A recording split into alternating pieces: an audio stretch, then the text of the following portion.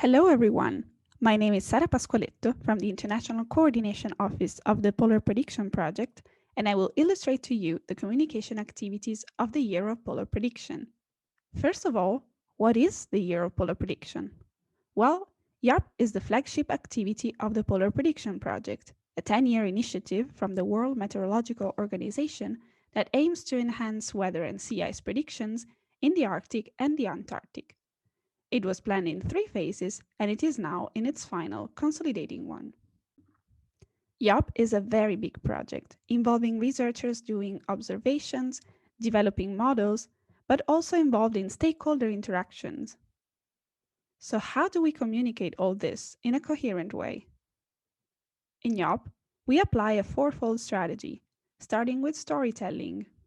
We bring the stories of projects, researchers, and stakeholders at the center of the scene in our seasonal newsletters, highlighting the personal experiences and bringing human context in our scientific efforts. And what's the best way to tell someone's story?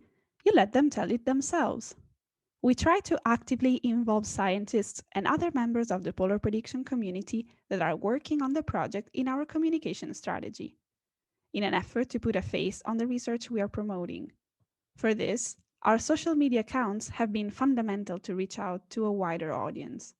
For us, it's also important to merge personal impressions with research-focused information. This way, we not only convey important scientific messages and top-knowledge scientific outputs, but we want to give providers and users of forecast services a face and look behind what is motivating them to advance polar predictive skills. In our podcast, The iPod, we were able to achieve the perfect balance between these aspects.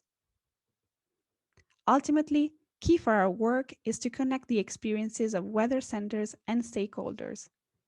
With a series of articles, the Polar Prediction Matter blog serves as a platform where providers and users of forecasts give their perspectives and experiences with weather products in the polar regions.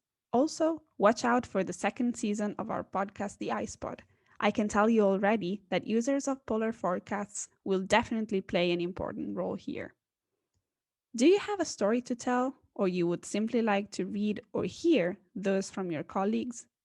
There are many ways to connect with us. Please visit our website and feel free to give us feedback on our content and channels. Thank you for joining.